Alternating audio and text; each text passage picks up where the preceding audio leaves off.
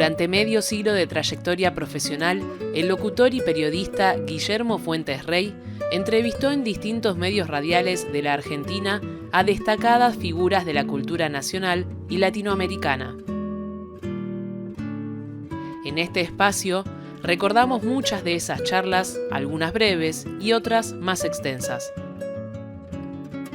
Solo se trata de recuperar esos momentos y compartirlos. Momentos recuperados.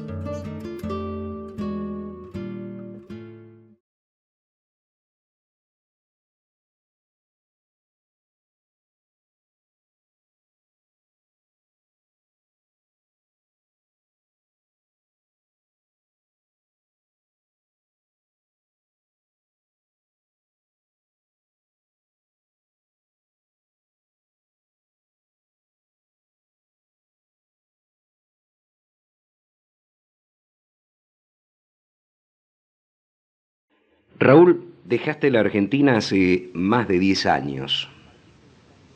Partiste buscando nuevas posibilidades artísticas y también económicas.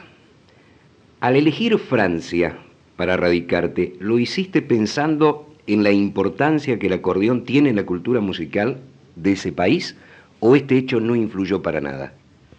No, no influyó para nada. No fue el detonante de la decisión. La decisión de partir fue viniendo despacito y desde hacía mucho tiempo. Pero quiero comentar que no fue el hecho de decir me voy del país, sino que yo pensé en irme a otro lugar, llevando toda mi historia personal, ancestral, lo que yo aprendí de mis padres, lo que yo aprendí visitando las comunidades aborígenes, Buiá, Tupí, los Wichi, los ranqueles, bueno, ya no existen ranqueles, pero mapuches, llevando toda esa raíz de hombre mestizo, de hombre con una educación de blanco y con una incipiente saber de cosas de mis ancestros aborígenes que yo imagino.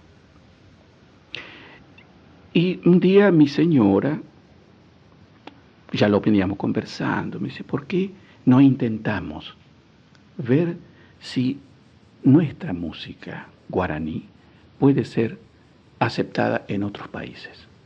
Ya que nadie fue. ¿Por qué? Ya que vos has ido por tantos lados, primereando, o el destino me puso en ese camino, y fue así que en el año 81 yo me fui a Japón,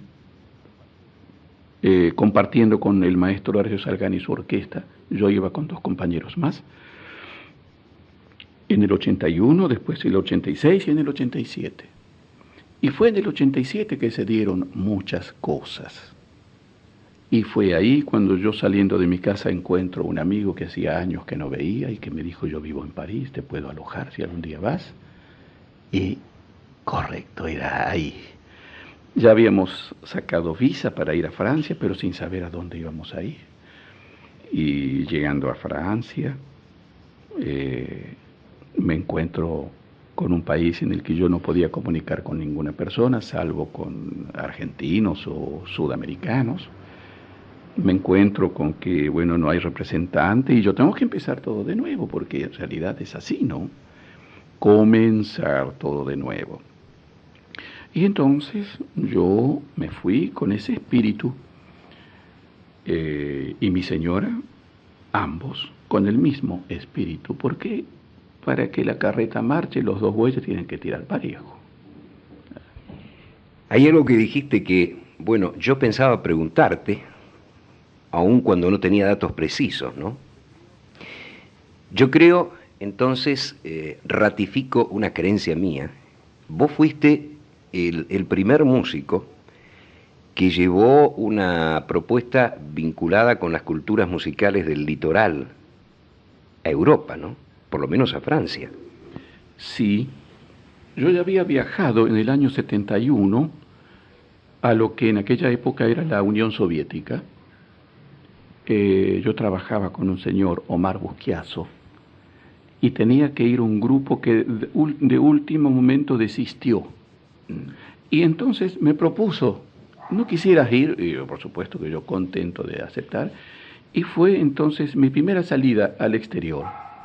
Y yo fui, por supuesto, tocando chamamé, la música del litoral, por una gira eran 75 días, y creo que se hicieron 60 conciertos, con un grupo de artistas sudamericanos de toda la América del Sur. Fue mi primera salida. Y luego en el 81, 10 años después, mi primera ida a Japón como chamamecero.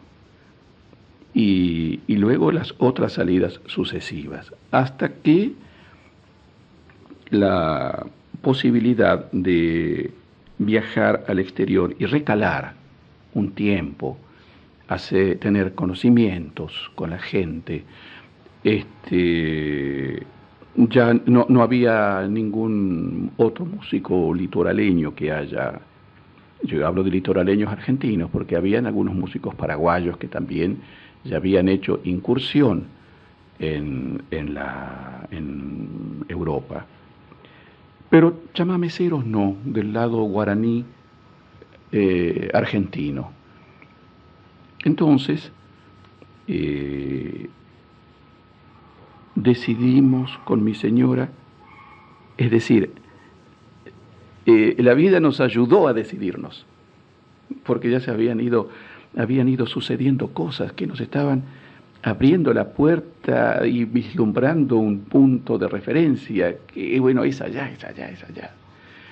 Así fue que aparecimos en París, y yo tuve que armar un cuarteto con músicos no guaraníticos, por supuesto, con un guitarrista, Ciro Pérez, uruguayo. Acompañante de Citarrosa muchos años. Exactamente, un excelente guitarrista uruguayo. Fue el primero que yo conocí, anduve mirando guitarrista, digo, es ese señor.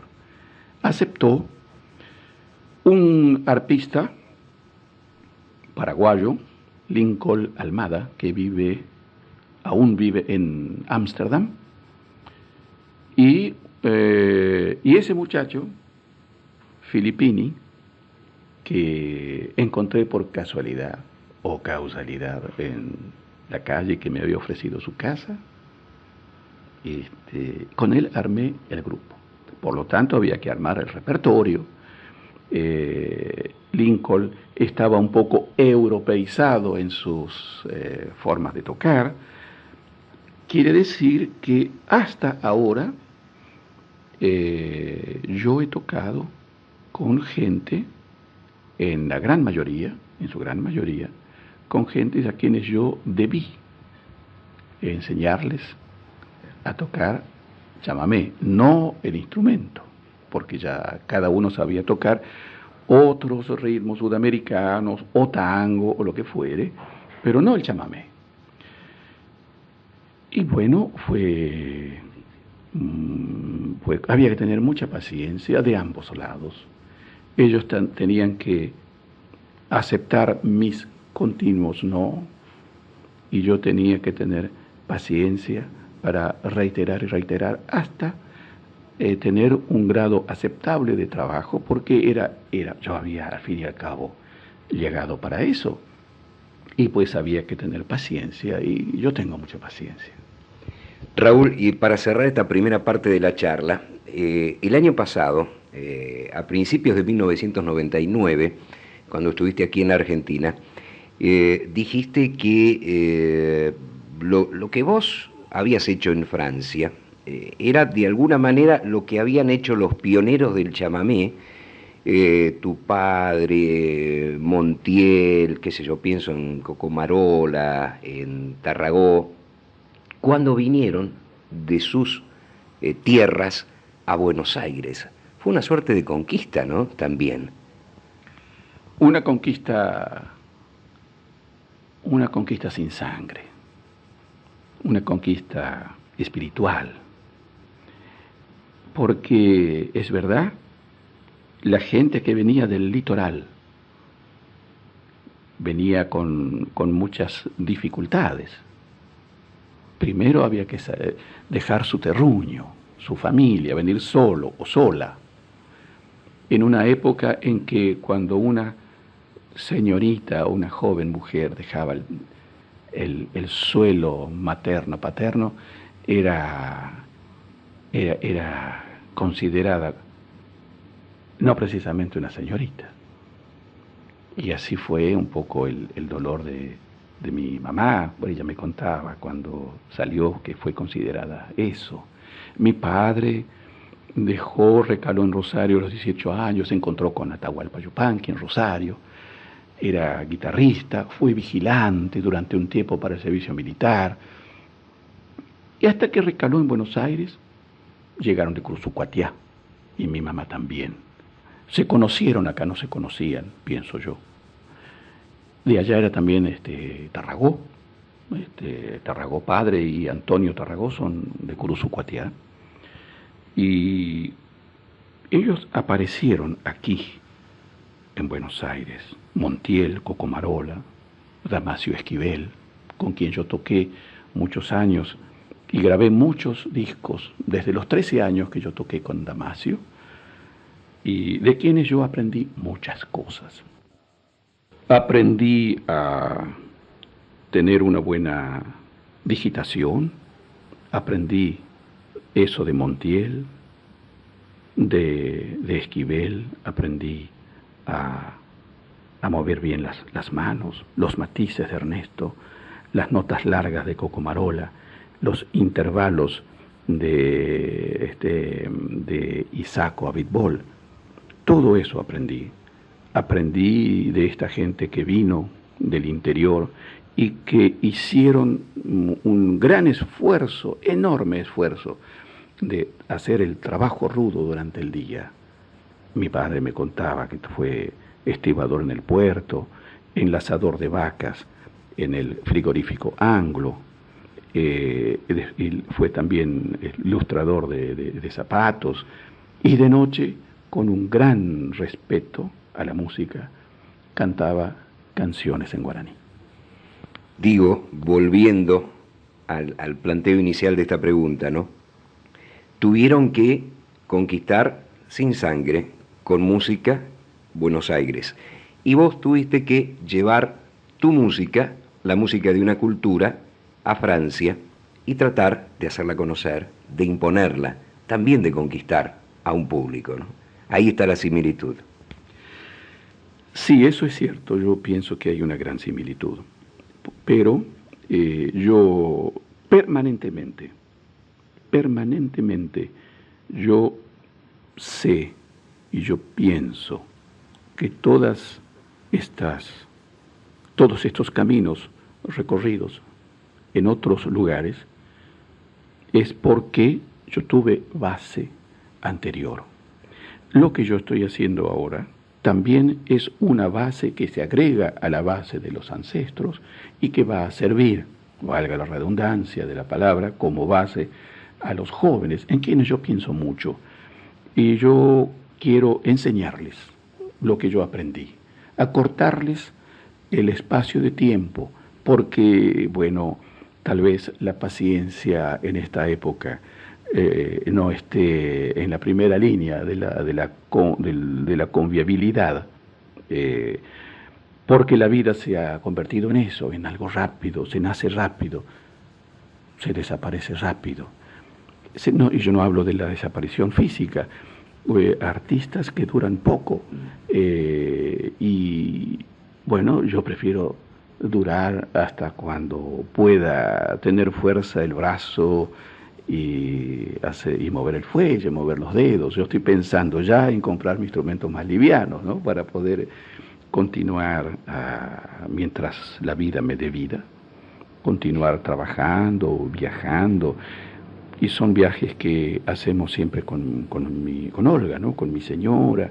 Llevamos los instrumentos, yo llevo siempre 2 acordeones, por si una se me estropea mientras estoy tocando. Llevo siempre el acordeón diatónico, para recordarme a mí mismo mis inicios como músico, no dejar de lado el instrumento. Yo lo arreglo, le hice notas sueltas en la mano izquierda, para hacerlo aún más, para darle aún un mayor vuelo, ¿no? Es como agregarle plumas a un pájaro que vuela poco, o que vuela bajo, aunque volar bajo también es interesante, es muy importante. Pero bueno, intentar sacar de lo que se me ha otorgado un mayor, buscar el mayor potencial, en este caso de los instrumentos. Y bueno, y para eso yo trabajo de manera permanente, también la guitarra.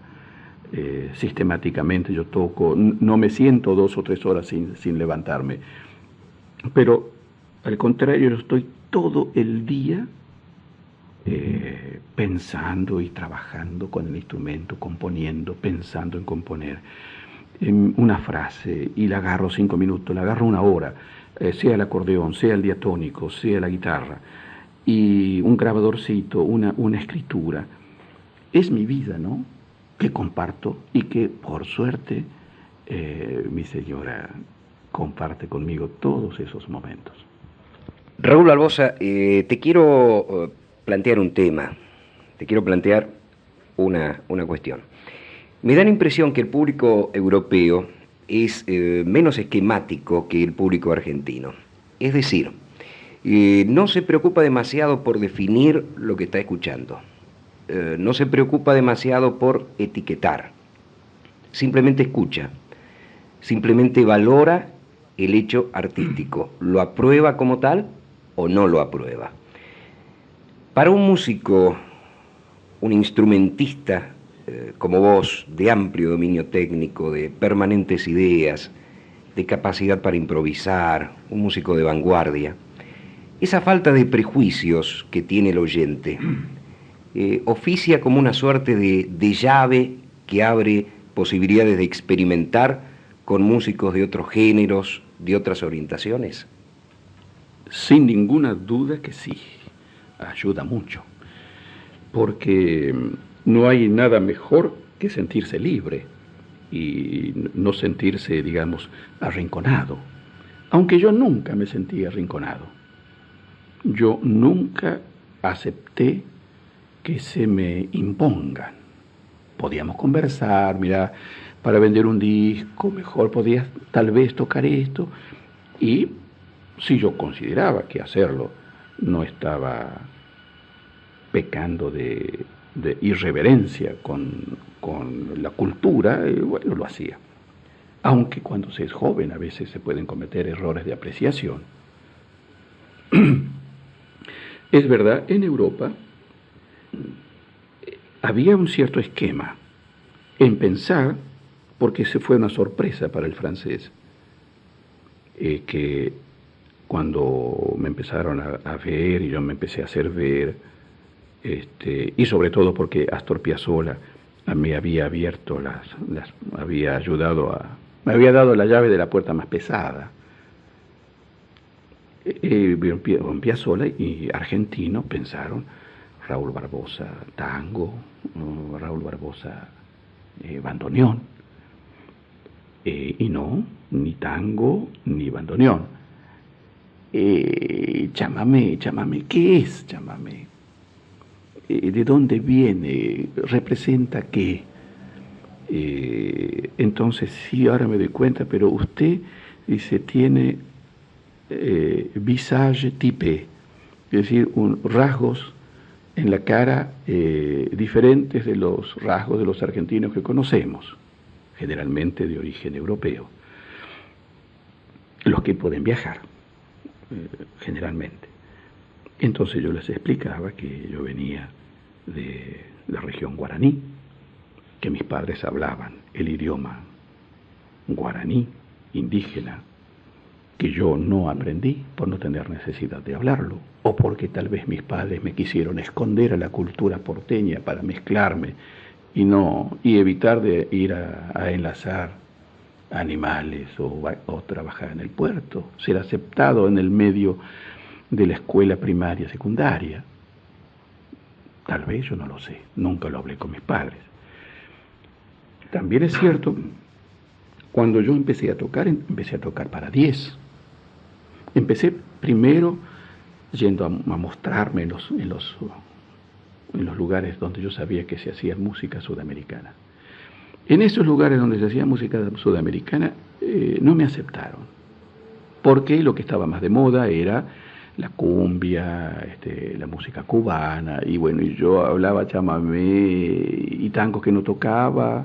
No era porque no sabía, sino porque yo no quería entrar en ese ritmo, en ese circuito. Entonces no me aceptaron. Por lo tanto, me aceptó un francés que ya falleció, que tienen un negocio, la hermana, que se llama Limoner. Limoner es ese instrumento que hay que darle... El organito. El organito, se llama Limoner. Se escribe limonaire. Yo llegué un día, una tarde ahí para decir, mire señor, yo soy... Pero con un francés Tarzán, argentino, yo quiero probar, me dice.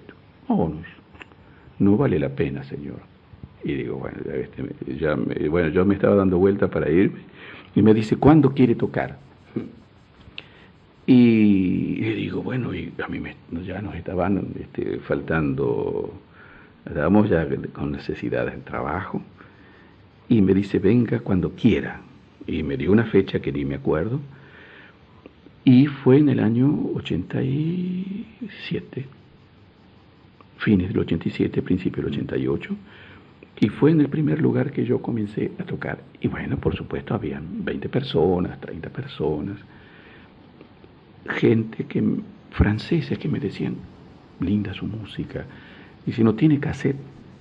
Y no, yo no había llevado nada, salvo con mi señora habíamos conseguido llevar extractos de mis grabaciones hechas en Argentina, y un amigo nos regaló, para mi cumpleaños de los 50 años, nos regalaron una máquina de grabar de doble casetera, y con esa doble casetera mi señora y yo grabábamos toda la noche discos, casetitos.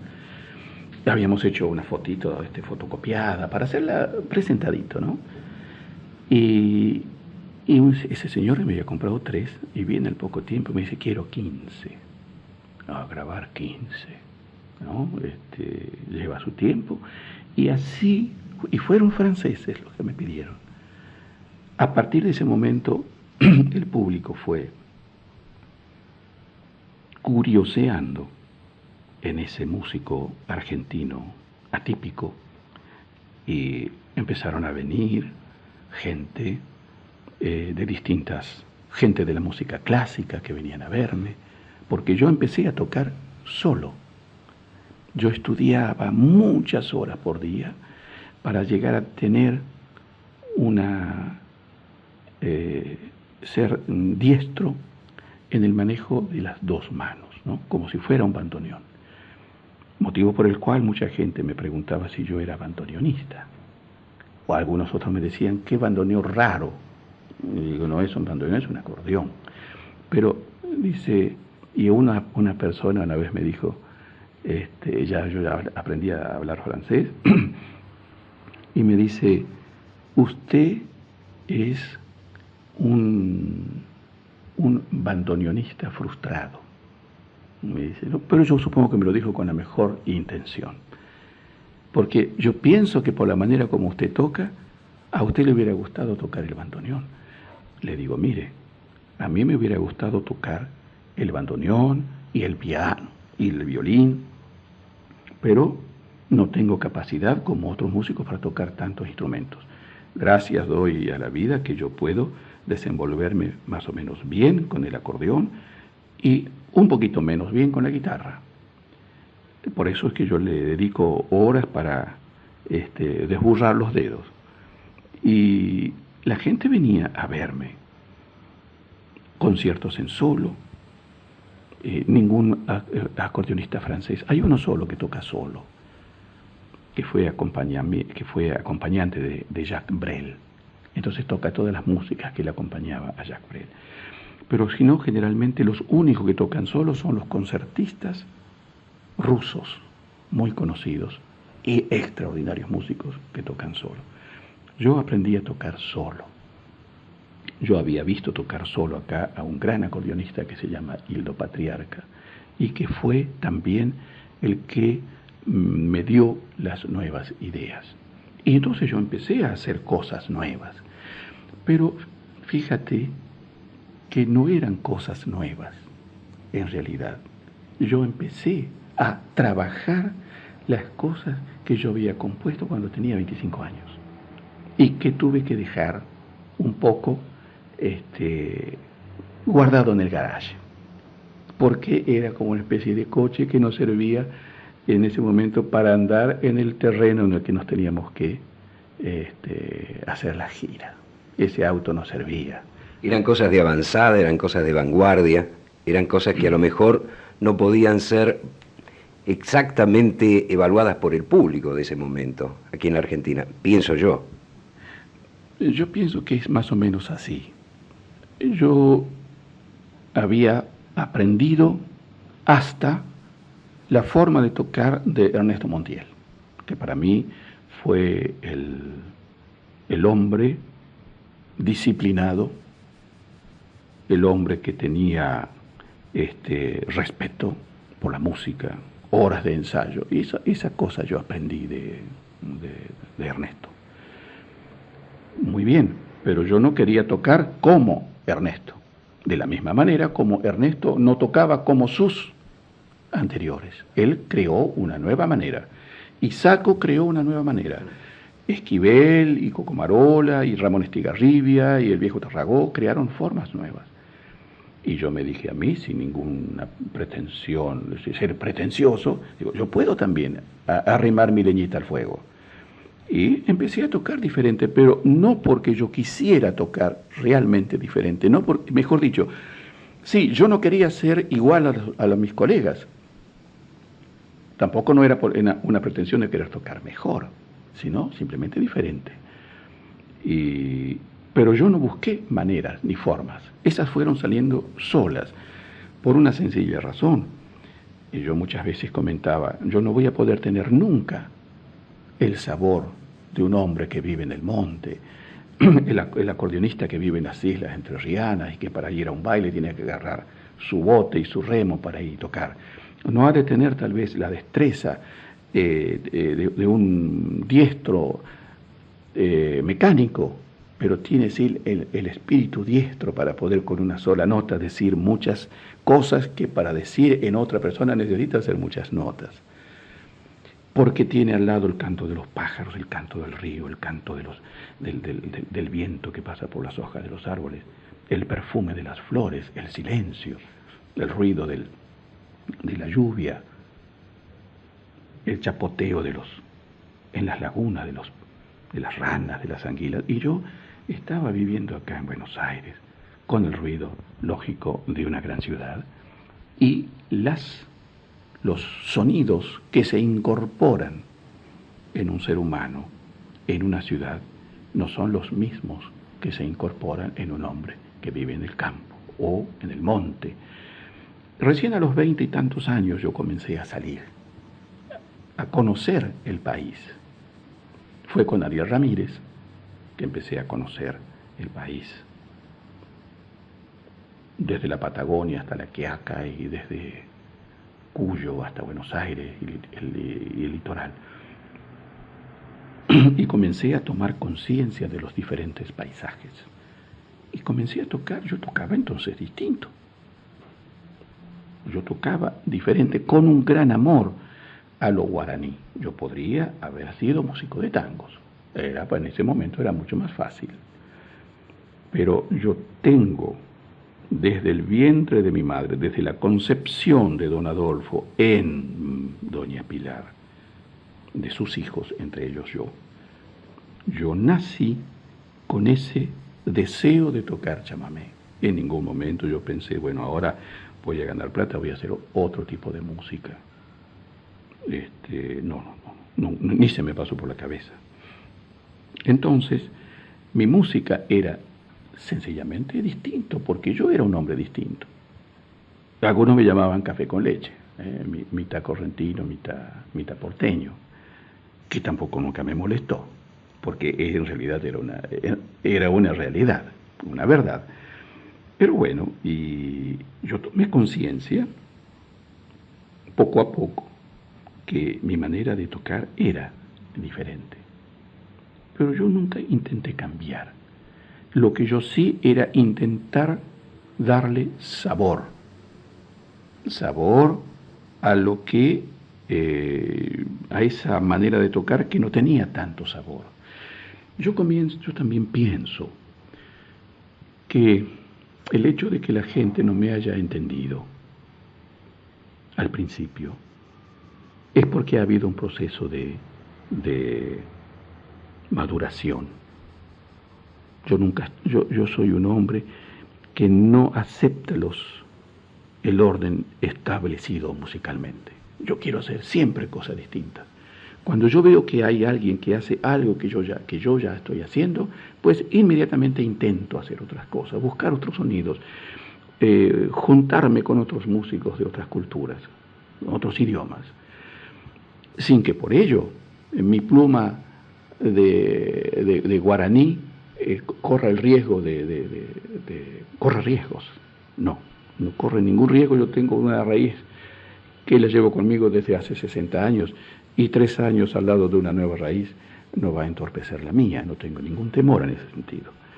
Entonces yo también pienso que cuando uno es joven es un poco arrogante, aun cuando desde chico yo intenté que la arrogancia, si aparecía, se fuera lo más rápido posible.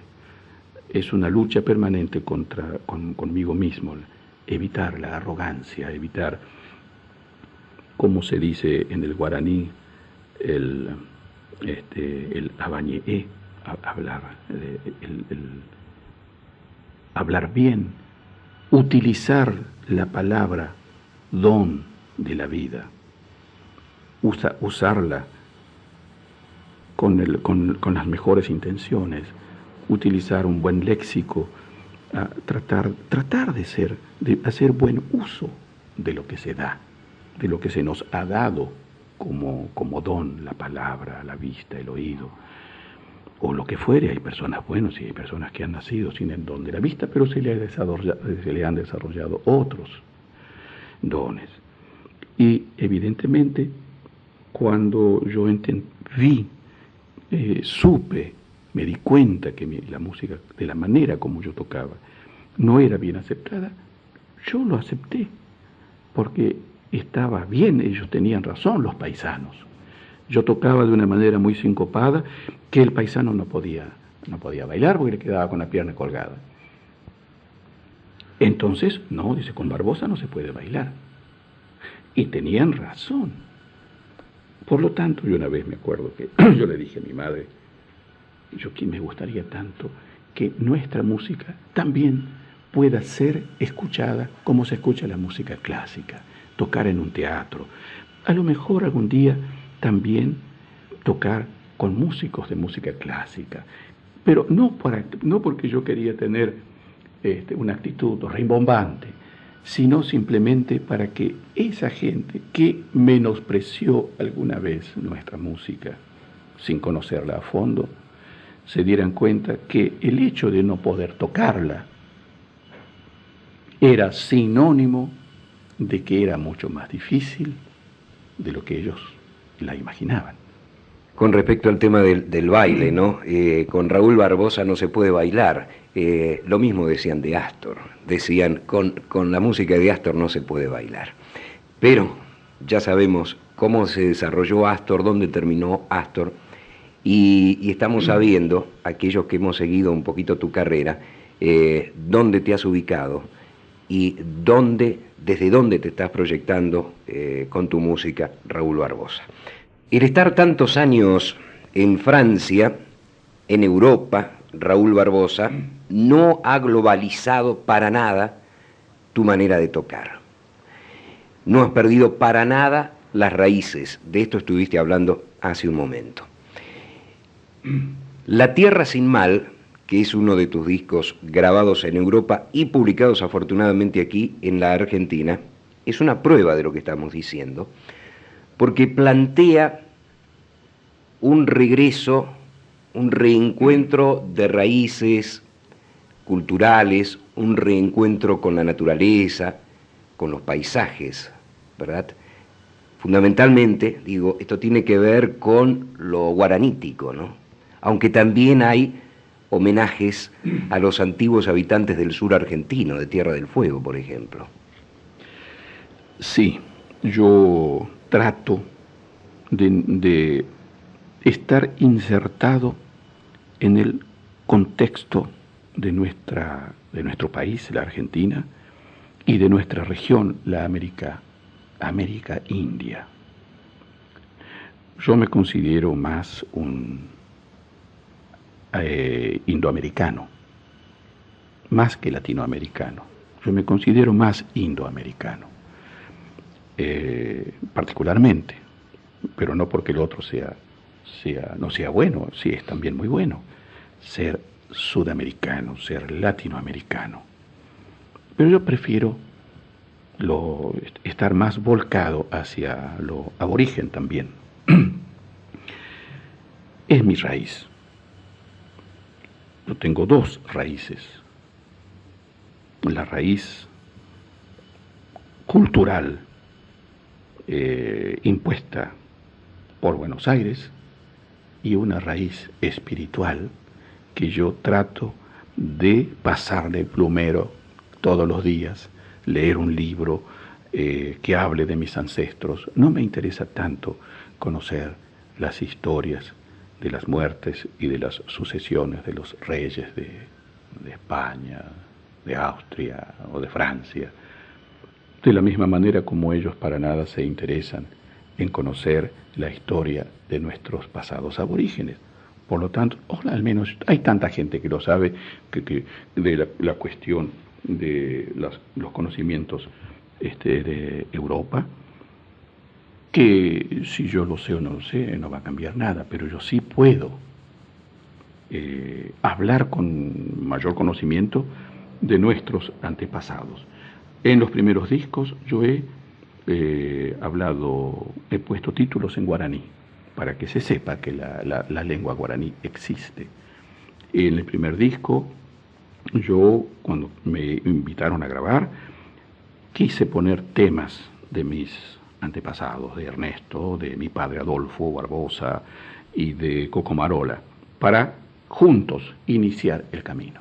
Una vez que yo los tuve conmigo, en el segundo disco, La Tierra sin Mal, yo trabajé mis propios temas, porque también es así. Y en los próximos temas yo estoy ya pensando con Gustavo Beitelman crear temas para gran orquesta de chamamé en Europa, y yo ya lo inicié hace el año pasado con el maestro Bragato, que él escribió dos arreglos para octetos de violoncelos, porque el año pasado fueron octetos de violoncelo de distintas partes del mundo, y entre ellos un octeto argentino, extraordinario, de jóvenes músicos, y yo toqué con ellos un tema,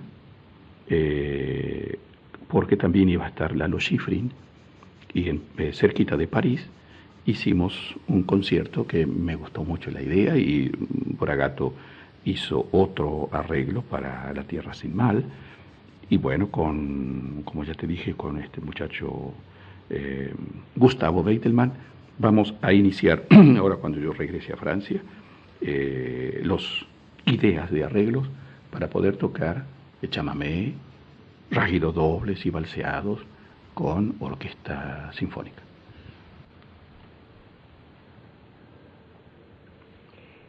Y te hago la última pregunta.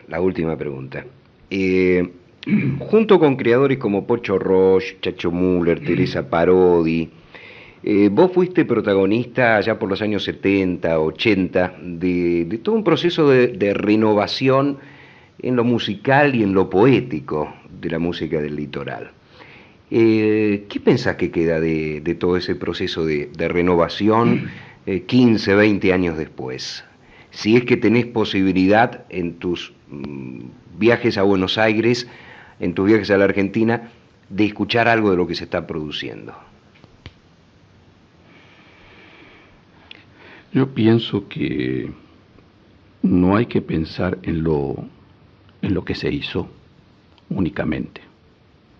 Yo pienso que lo mejor es pensar en lo que se puede hacer. Yo creo también que el momento no es un momento muy propicio. Hay otras necesidades inmediatas. El país, nuestro querido país, sufre, porque la gente de adentro, la gente que lo habita, sufre también. Y yo no hablo solamente del hombre que sufre porque es carente de medios cotidianos, sino también el hombre que tiene cosas, que tiene bienes, también sufre. Pienso que así como en algún momento la vida tiene una especie de movimiento de péndulo, en este momento hay necesidades muy imperiosas que hacen que no se pueda pensar con tranquilidad en hacer una buena poesía, en hacer una buena música, en pensarla. Aunque yo pienso también que nadie quiere hacer una música no buena o una letra no buena. Yo pienso que todo el mundo quiere hacer una buena música, todo el mundo, los colegas quieren hacer buenas letras y todos los colegas quieren tocar bien. Pero hay como una especie de deseo enorme de que cuando se toca el público estalle en aplausos y en palmas, y que es como una especie de rechazo al silencio y a la escucha con atención. Entonces, cuando hay un músico que toca y el aplauso es un aplauso, él piensa que no ha tenido éxito. Entonces hace inmediatamente una cosa para que la gente se enardezca y exprese, digamos, ruidosamente sus emociones. Pero también hay emociones calladas, la emoción callada, como a veces pasa cuando Astor terminaba de tocar un tango y la gente no aplaudía inmediatamente. Aplaudía después porque había que dejar paso primero a la emoción, para luego sí, con el ruido de los aplausos, expresar la emoción con los aplausos. Si nosotros los músicos buscamos solamente el aplauso, es una actitud de vanidad. Si los hombres tenemos una actitud vanidosa, la vanidad no es positiva, es algo negativo. Entonces, hay como una especie de competencia, a ver quién recibe más aplausos, para poder así, de esta manera, es tener la esperanza de que el año que viene será otra vez contratado. No fue nunca ese mi problema, porque si no me contrataban, no era un problema, porque yo estuve acostumbrado a también hacer otros trabajos para poder mantener mi cotidiano y hacer que la música para mí siga siendo algo sagrado. Este fue nuestro 6º momento recuperado. El próximo tendrá a Elis Regina como protagonista.